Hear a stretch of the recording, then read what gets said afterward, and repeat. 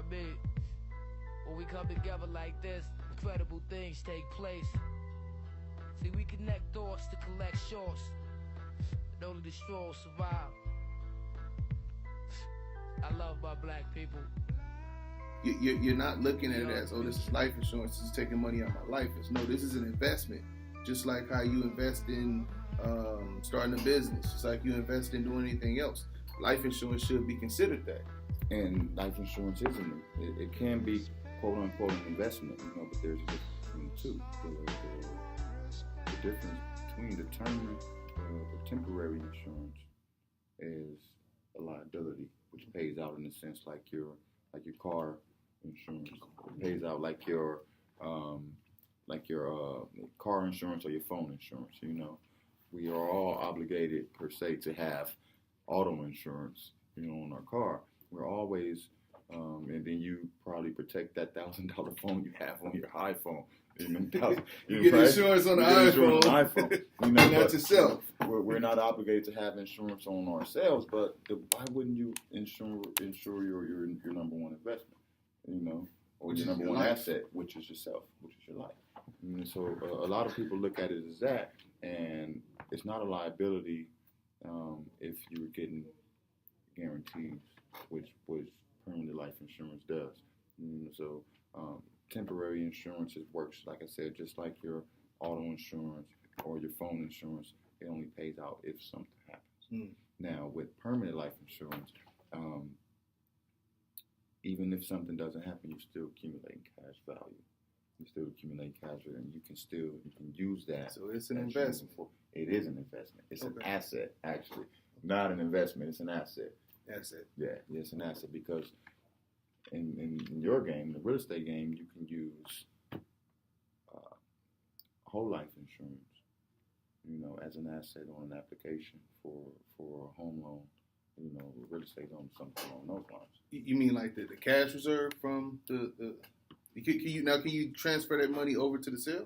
No, yeah, in a sense, you can pull money from your cash value life insurance and transfer it to the sale. But the company or the bank is basically asking you, do you have an asset? And you say, yeah, I do. I have whatever amount life insurance. Yeah. And what they look at to say, hey, is this person reliable? Is this person contributing to something that's going to does build an equity? Or are they, in a sense, reliable? They have an asset that can back up this loan. And a lot of people don't understand how life insurance can be leveraged to, buy a home. Can be leveraged for college and different things along those lines. Yeah. Okay.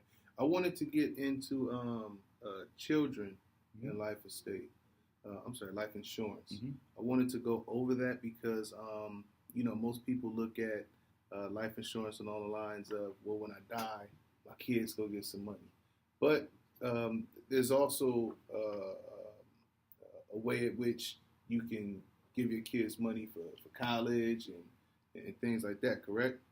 Yeah, there are multiple ways to leverage, in a sense, which actually wealthy people have been doing since the beginning of life insurance, before actually paper money was printed. So there are ways to leave your kids, a legacy, whether or not you're leaving them a legacy benefit after you pass away, or whether or not you are securing their health and at a young point in time. So hypothetically speaking, let's just say you have a 2-year-old child. This is the healthiest this child is ever going to be, 2 years old. So to lock in a whole life policy on a child at 2 years old, then that cost is going to be far less than it would be to insure. You're talking about pennies at that point. Talking about pennies. It's a rider. No, actually, let's just say 2-year-old child and. Oh, you talking about them having their own policy? Their own policy. And then that policy continues to grow over time for this child. So by the time this child is 18 to 19 years old, 22 years old, and they go to college, or they want to start their own business, then they have a certain amount of money that's accumulated through cash value life insurance that they can actually take out and supplement maybe their business, maybe buying a house, maybe getting married, maybe buying a car, maybe, going to college, whatever it may be. Yeah. Okay, now now being a financial consultant entails more than just life insurance and preparation like that. What other duties do you fulfill in your day to day? Well, as we meet different people on a day-to-day basis, people have different needs. A lot of people that I've been working with are the baby boomers who are close to retirement. So people want to accent their retirement. They want to make sure that their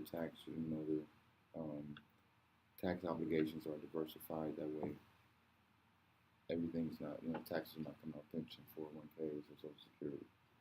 So a lot of people I've been working with on that end. Other people I've been working with are young adults and young parents who want to establish a retirement plan, because as we see, the market's been going up and down, and a lot of people been scared to open their 401k statements. They Robin Hood accounts. You don't even turn those settings off. You don't even want to see what that's doing right now. Exactly. But okay, so if I'm a young professional and I'm looking to maybe start a retirement account, is there a certain number that you recommend starting at, like $100 a month, or $300 a month? Because like okay, now we're talking about life insurance might be a couple hundred, but then a retirement account also might be a couple hundred. Now you're talking about a pretty penny for somebody that's still in the process of developing their life. Correct. And what happens is with this, a lot of times, let's go back to the 401k. So we contribute to the 401k. But the 401k is volatile as it's connected to the market. Correct. Now, as we move forward with the 401k, we want to accent that, because if the market goes down, you lose your 401k, you probably pull out, and it's going to be taxed. And even when you retire, your 401k is going to be taxed. Yeah. So to accent that, you want to have something that's tax free. There's a fine line between what's a qualified plan and retirement plan, and something that's in a sense tax free. Tax free income and retirement comes from multiple ways, not just life insurance. Okay. Yeah. Thanks for watching Real Estate Corner on the Millionaire Mindsets podcast. I'm your host, Anthony Tullis. If you have any questions, feel free to leave them in the comments, or you could DM me for more in-depth questions. I'll answer either way. I'm providing one-on-one consultations for all current and future homeowners. You can't predict the market, but you can get educated. Why not you? Why not now? Like, share, and subscribe.